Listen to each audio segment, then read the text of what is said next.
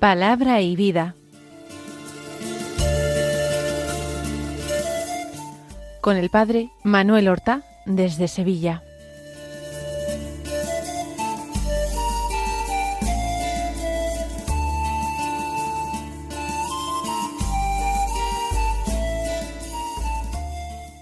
En el nombre del Padre, y del Hijo, y del Espíritu Santo. Amén. Alabados sean Jesús y María. Muy buenos días, queridos amigos, oyentes de Radio María y seguidores del programa Palabra y Vida. Hoy es el lunes de la quinta semana de Pascua, y este lunes es 29 de abril. En este día la Iglesia celebra una fiesta, la fiesta de Santa Catalina de Siena. Vamos a decir algo de nuestra santa. Fue hecha copatrona de Europa por San Juan Pablo II, doctora de la Iglesia, la segunda doctora de la Iglesia después de Santa Teresa de Jesús. Había nacido en Siena en el año 1347 y, sin sentir vocación a la vida religiosa, ella entró en la orden de penitencia, lo que hoy llamamos la tercera orden de los dominicos, y comenzó una vida de intensísima piedad. Recibió dones místicos desde muy joven y tuvo visiones del cielo, del infierno y del purgatorio. Sin embargo, en un cierto momento el Señor quiso que saliera de su soledad, de su encerramiento, y que empezara a actuar en la vida pública. Y ella escribe una serie de cartas a gobernantes de distintas ciudades italianas, tratando de hacer las paces entre ciudades que se encontraban enfrentadas. También mantiene correspondencia con el Papa, que en aquel momento reside en Aviñón, en Francia, pidiéndole fervientemente que regrese a Roma, que es su diócesis. De hecho, fue enviada a Aviñón como embajadora de la ciudad de Florencia para tratar de obtener la paz entre la República de Florencia y los estados pontificios. Y consiguió esto, y el Papa Gregorio XI quedó impresionado por ella, y de hecho Gregorio XI, que era un papa francés, por supuesto, sobrino de otro papa anterior, también francés, decidió el regreso a Roma por las súplicas de Santa Catalina. Tuvo un amor extraordinario por los pobres y defendió con santa libertad el mensaje de Jesucristo frente a los grandes y a los poderosos. Ella no escribió muchas cosas, pero es importante su epistolario y unos diálogos, y escribió también en estado de éxtasis. Murió finalmente en el año 1380.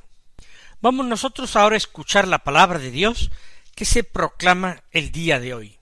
Tenemos que interrumpir la lectura continuada del Evangelio de San Juan, porque Santa Catalina de Siena tiene entre nosotros la categoría litúrgica de fiesta y, por tanto, lecturas propias de la palabra de Dios.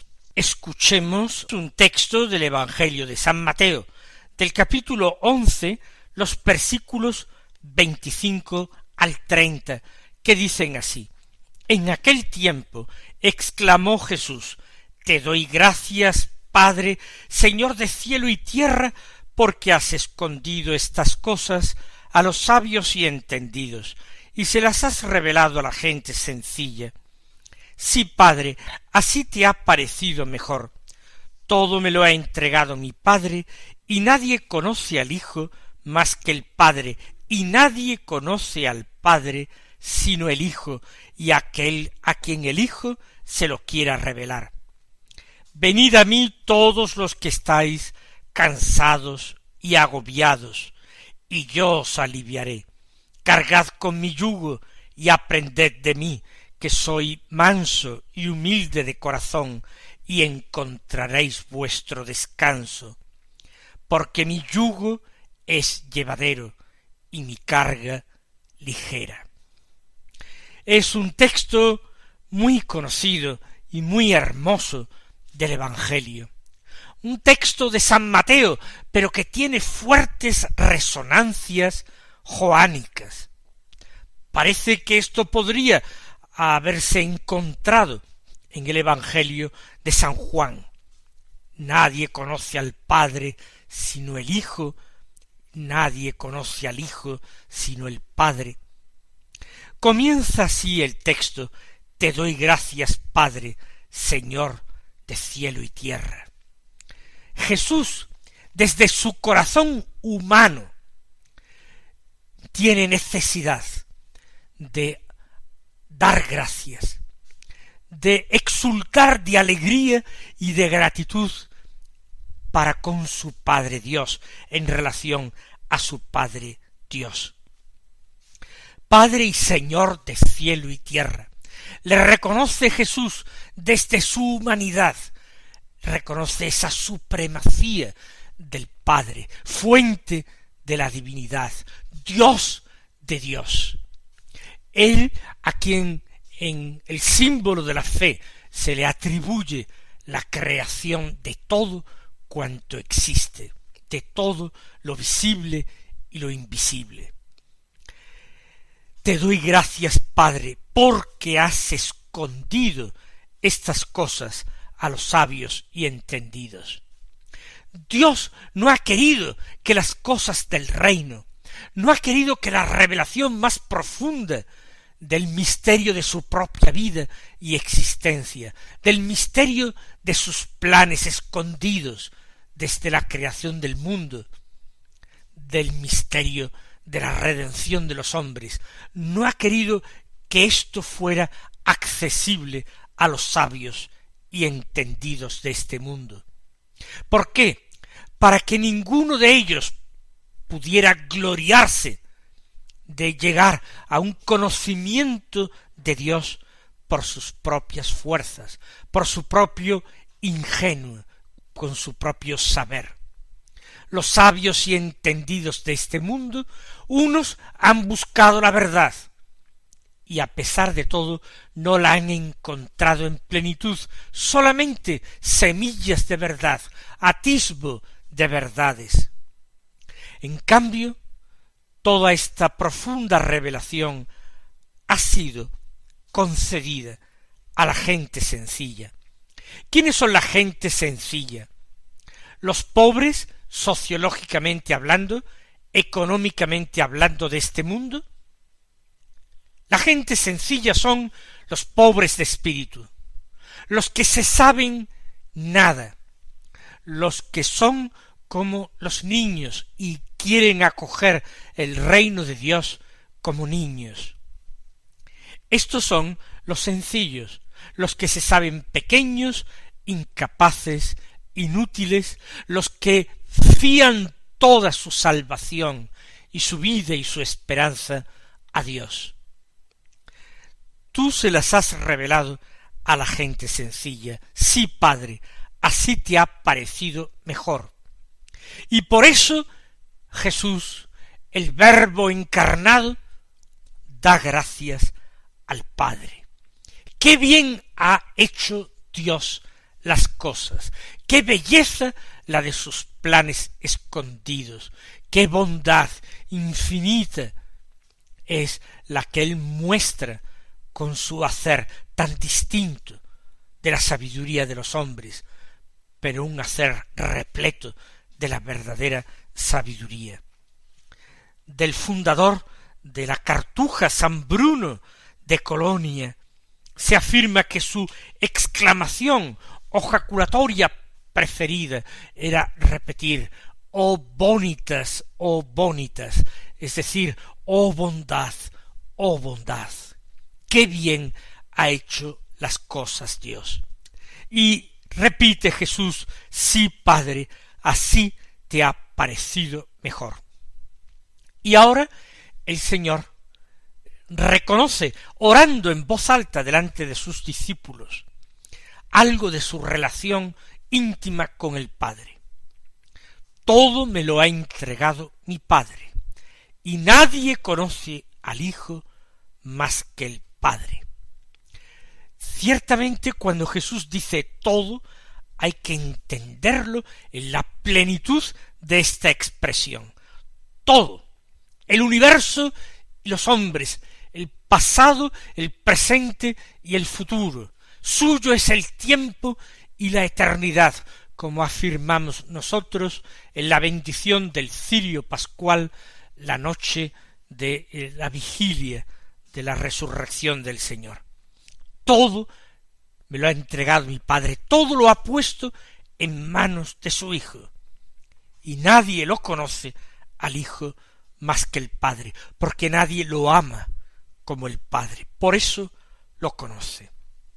Y viceversa, nadie conoce al Padre sino el Hijo, pero también aquel a quien el Hijo se lo quiera revelar. Esa es nuestra esperanza de discípulos de Cristo, que Él se digne hacer revelación en nosotros del Padre, que Él nos incluya en la vida trinitaria, dándonos un conocimiento de Dios que sólo podría tener Dios, sólo el Hijo respecto del Padre. Y termina el Señor con una invitación amplia que nos mueva a la generosidad, a la confianza y al amor. Venid a mí todos los que estáis cansados y agobiados. Quizás en un primer sentido Jesús se refería cansados y agobiados por el cumplimiento de las prescripciones de la ley mosaica, pero nosotros lo podemos entender en un sentido más global. Yo os aliviaré a todos los que tenéis alguna necesidad. Cargad con mi yugo, el yugo de los mandamientos de Cristo, y aprended de mí que soy manso y humilde de corazón, y encontraréis de esta manera vuestro descanso, abandonándonos en Cristo, confiando plenamente en Él, aceptando sus mandamientos, porque mi yugo, dice, es llevadero y mi carga ligera. Así lo creemos, así lo confesamos y así confiamos vivirlo.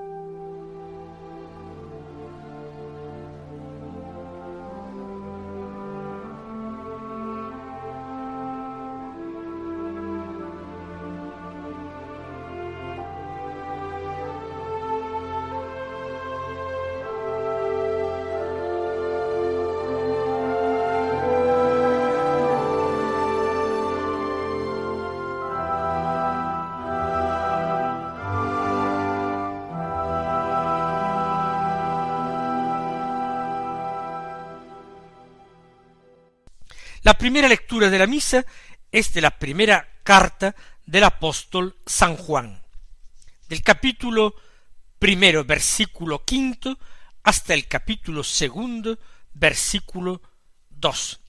Dice así: queridos hermanos, os anunciamos el mensaje que hemos oído a Jesucristo. Dios es luz sin tiniebla alguna. Si decimos que estamos unidos a Él mientras vivimos en las tinieblas, mentimos con palabras y obras. Pero si vivimos en la luz, lo mismo que Él está en la luz, entonces estamos unidos unos con otros, y la sangre de su Hijo, Jesús, nos limpia los pecados. Si decimos que no hemos pecado, nos engañamos y no somos sinceros. Pero si confesamos nuestros pecados, Él, que es fiel y justo, nos perdonará los pecados y nos limpiará de toda injusticia. Si decimos que no hemos pecado, lo hacemos mentiroso y no poseemos su palabra. Hijos míos, os escribo esto para que no pequéis, pero si alguno peca, tenemos a uno que abogue ante el Padre, a Jesucristo, el justo. Él es víctima de propiciación por nuestros pecados, no sólo por los nuestros, sino también por los del mundo entero. Comienza este texto, este fragmento de la primera epístola de Juan, presentándose el apóstol como el transmisor fiel de una doctrina, de un mensaje que viene de parte de Jesucristo. Él no está comunicando ideas propias, no está elaborando una doctrina suya, sino dice, es el mensaje que hemos oído a Jesucristo. Él ha sido testigo de todas esas enseñanzas. Él fue el que recogió el último suspiro de Jesús en la cruz, el que recibió a su madre bendita al pie de la cruz, el que reclinó su cabeza sobre el pecho del Maestro en la última cena y recibió confidencias llenas de intimidad. Dios es luz. Este es el mensaje, sin tiniebla alguna.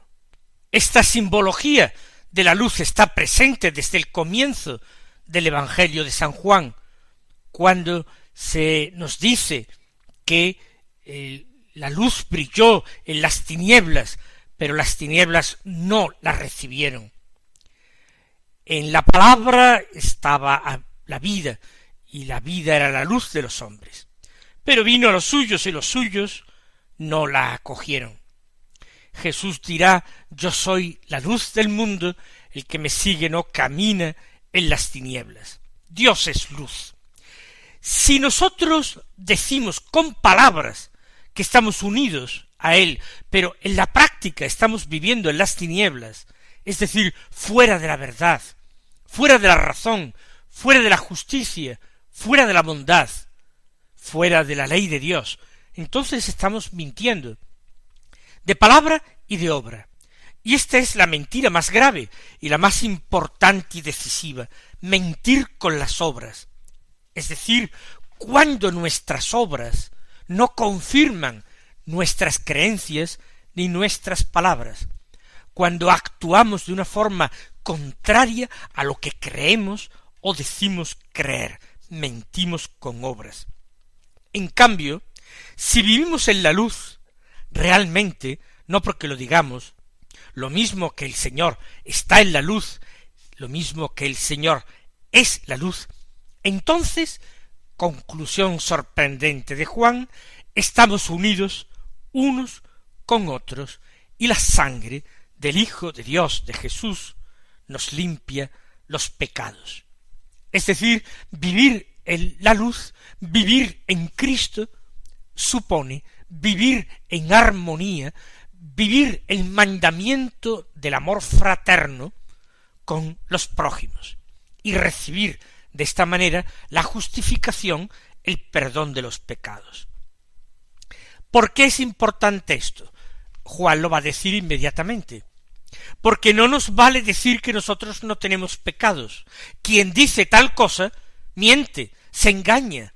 No somos sinceros cuando decimos esto. En cambio, cuando reconocemos nuestros pecados, llenos de humildad, entonces Él, el Señor, que es fiel, que es justo, que es el único inocente, que es el único santo, Él nos perdonará los pecados. Tenemos que reconocerlos, arrepentidos, y con un santo y firme propósito de enmienda. Entonces Él nos perdonará los pecados, nos limpiará de toda injusticia. Y repite Juan, que tiene este estilo cíclico, en que las mismas ideas son tomadas y retomadas. Si decimos que no hemos pecado, lo hacemos mentiroso a Él. Es una nueva consecuencia, porque Él dice que nosotros somos pecadores. Él nos enseña precisamente a orar a su Padre diciendo: perdona nuestras ofensas, porque nosotros hemos ofendido al Señor. La consecuencia es que si decimos que no tenemos pecados, lo hacemos a Él mentiroso, porque Él nos arguye de pecado. Hijos míos, sigue diciendo Juan, os escribo esto para que no pequéis. Por supuesto, es una exhortación para que no pequéis. Pero si alguno peca, tenemos a uno que aboga ante el Padre, a Jesucristo el justo. Claro que no hay que pecar, pero sí caemos en pecado, por debilidad, por nuestra iniquidad. Vivamos en la confianza, dirijámonos con toda confianza a Él, a Jesucristo el justo. Él, antes que nuestro juez, quiere ser nuestro abogado. Él, en presencia del Padre, nos defiende, aboga por nosotros. Él es víctima de propiciación por nuestros pecados. Si Él vino a morir en la cruz por esos pecados, ¿cómo podría rechazar a los pecadores? Si por amor a ellos entregó su vida en la cruz. Si hemos pecado, acudamos rápidamente, confiadamente a Él, a nuestro abogado, a nuestra víctima propiciatoria, porque Él murió por nuestros pecados, y no sólo por los nuestros, sino por los del mundo entero, porque, no lo dice Juan, lo decimos nosotros ahora, una sola gota de esa sangre redentora habría bastado para borrar con creces todos los pecados imaginados que podrían haberse cometido en el mundo a lo largo de toda la historia. Jesucristo el justo. Vamos nosotros a tomar en serio esta exhortación de Juan, exhortación a no pecar, pero exhortación a tener confianza, exhortación a vivir en la luz, a ser sinceros, a caminar en verdad, pero al mismo tiempo a un sano conocimiento de nosotros mismos que nos lleva a descubrirnos como lo que somos, pecadores que a veces no actúan con coherencia, no viven consecuentemente con aquello que creen. Que el Señor os colme de bendiciones y hasta mañana si Dios quiere.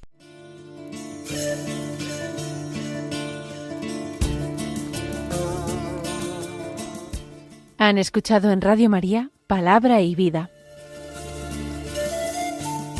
un programa que dirige el Padre Manuel Horta.